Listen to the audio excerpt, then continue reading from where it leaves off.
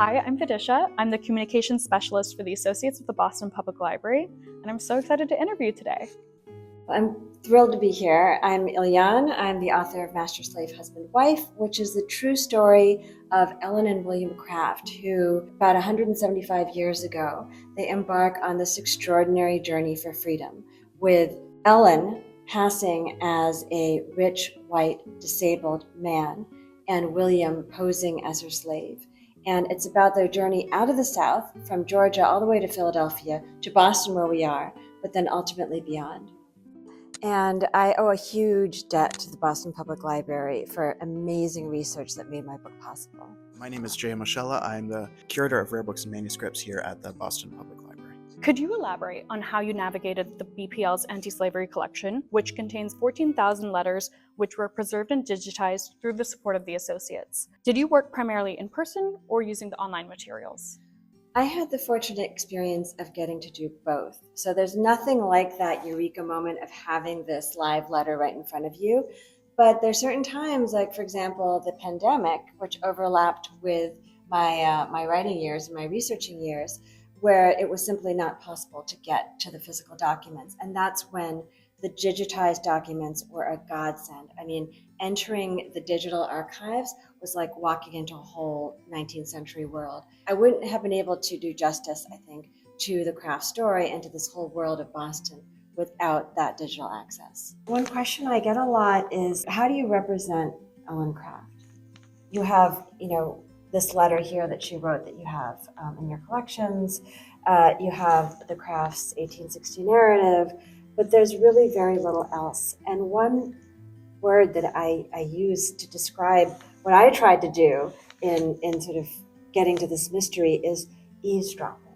So you eavesdrop by listening to what other people are saying, or listening to fragments of things that she said that other people have overheard and that they're recording. And this is a prime example of how we can eavesdrop using these letters. So this is a letter that was written by a Mrs. Mitchell in England. So Ellen Craft is living in the Estlins' house, and she's being watched, and she really is being recorded. I mean, they're like pages and pages of letters where they're studying her and they're quoting her. And this is one of my very favorite quotations. So it's right here. So Ellen Craft is going in all these like amazing drawing rooms and stuff, and she's seeing things that frankly her enslavers could not have dreamed of and probably would have envied. And you know what she says here? She says that Ellen has an oft-quoted wish. Oh, how I should like my old mistress could see me now. I mean, she has this moment of triumph, right? As she's in this incredible place and meeting all these people, and she's seeing things that they couldn't see. If only my mistress could see me now. Isn't that amazing? It is amazing, and what's secondarily amazing about correspondence like this and about the networks of information that it preserves, you can recover so many disparate pieces from different sources, particularly in comprehensive collections like this, where you have not only a person who is reporting the stuff, but these kind of secondhand events that are absolutely recorded nowhere else. So to continue on the subject of eavesdropping, there's an astonishing moment that happens on this page. So this woman, Mrs. Mitchell, is recounting how she loves to see Ellen in particular in their house, and that she spies Ellen working on the steps, and she quotes her as singing, and she sings a line. So Ellen Craft is seen on this part of the page singing, "I shall not be a slave anymore." So to know that she is heard singing these words, "I shall not be a slave anymore," in triumph in England, in this home where she's being watched, is one thing. But then you can actually I used this line. I was like, can we find the song? And this line appears in the Anti-Slavery Harp, William Wells Brown's song collection, which I believe you also have here. As I found that song. The song is called "A Fugitive's Triumph." So to think that Ellen Craft is singing A Fugitive's Triumph, and we can get just that tiny glimpse of it, that little sample of that song here, is just incredible. So there's so many different threads that you're talking about weaving together to kind of comprise this, make this narrative. Do you recall what led you to this particular letter itself?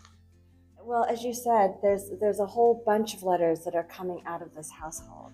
So I knew from other secondary sources that you had a really valuable collection of letters here. And I just was reading everything from the period. Mm-hmm. And you can do some by searching. You're looking for craft, but it's not perfect. So sometimes you just have to read everything. Yeah. And this was an incredible one that came up. I read in your book about how digital technologies make items like these more accessible than they have been in the past. Can you elaborate on that? Oh yeah, I mean, the amazing thing is that anyone, anywhere, all over from anywhere in the world can access these incredible materials. You can do that research, like you don't have to travel to Boston. And I think it's an amazing way of democratizing the research process and opening it up and creating conversations really, not just all over Boston, not just in the scholarly community, but all over the world. What drew you to the narrative nonfiction approach for your book? And were there any challenges in blending research with storytelling? Well, I love to read novels personally. And I mean, I love to dig through big history books, but not in the same way. And I felt like to sort of do justice to the crafts, really that page-turning, rollicking, incredibly profound story that they tell, I wanted to create a story style that would sort of be able to support their story and sort of bring it to life as much as possible. Absolutely. I felt that way when I read your book, that I was in it with them.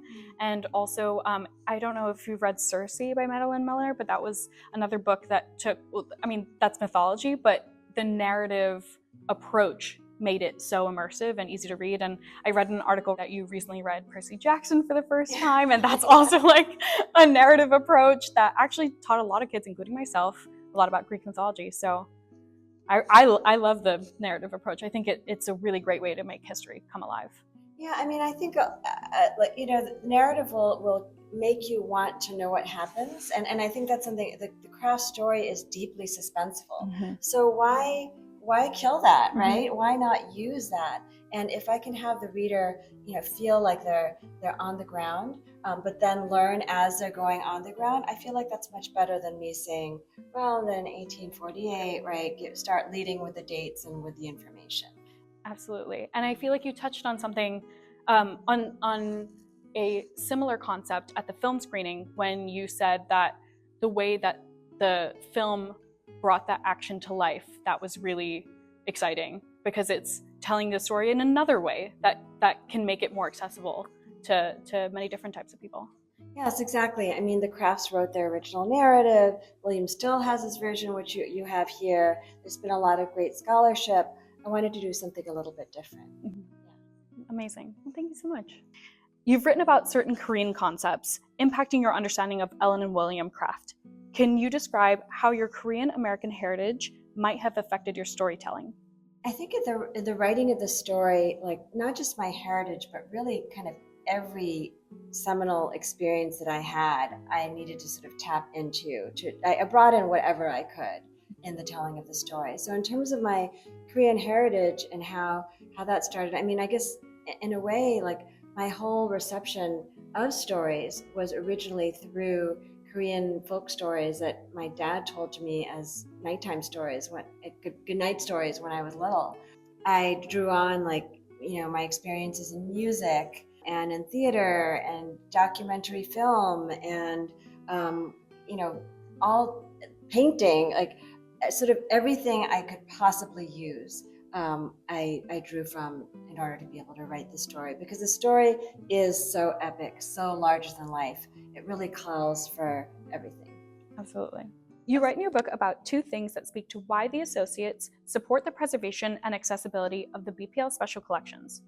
First, and I quote, "As scholars have discussed, the traditional historical archives are an unstable preserve, particularly where the histories of Black and enslaved people are concerned." And you also write, "Who kept those records cannot be changed, but how we read and interpret them, what we choose to see, and how we tell the story now all transform. It would be great if you could elaborate on the interpretation of these archives and the impact that interpretations can have. You have these same items, right? But just like beauty is in the eye of the beholder, like the story is in the eye of the beholder and in the teller of the story. So you can have the same source, and if you and I come to that same document, we might read it completely differently depending on who we are and where we're coming from.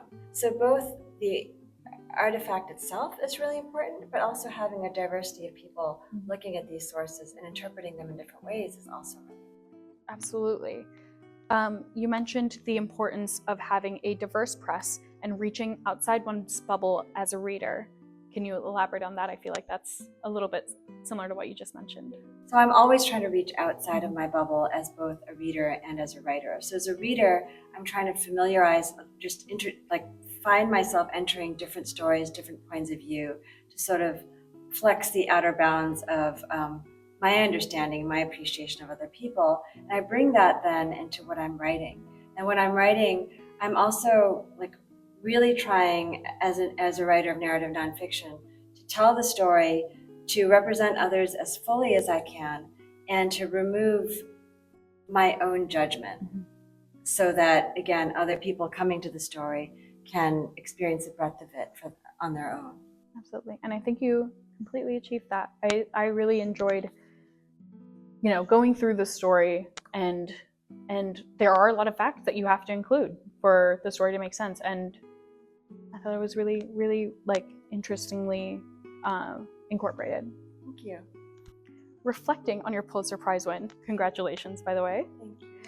How would you describe the importance of organizations like the Associates of the Boston Public Library in sustaining historical collections that allow authors such as yourself to uncover such stories? Oh, I would say absolutely. Your work is completely essential. Without your having sponsored the digitization of these sources, without your making it available, without your preserving them and continuing to collect, how are we? These sources are the foundations of storytelling, of history telling. So it just would not be possible to make history without you. That was wonderful. That was an amazing answer. Thank you so much. And thank you so much for being here with us and answering all of our questions. It's my pleasure. So I'm really, really excited to share that Ilyon Woo is going to be a literary light for our 2025 dinner. I'm really honored. I'm really excited. I am a reader first before I'm a writer, and so the reader in me is really excited about meeting the other literary lights who are truly luminous. Truly, and it's just a really wonderful dinner, and hearing everyone speak is wonderful, and everyone's going to be hanging on to your every word because you literally used the Associates supported work in your work, which is really incredible for us. I did. Your work made mine possible. Wonderful. Thank you so much for being here with us. This was absolutely wonderful, and I feel really honored that I got to take a behind the scenes look into what went into writing your book and your research process. Thank you so much. It's always such a pleasure to be here, and especially to get close to these amazing manuscripts.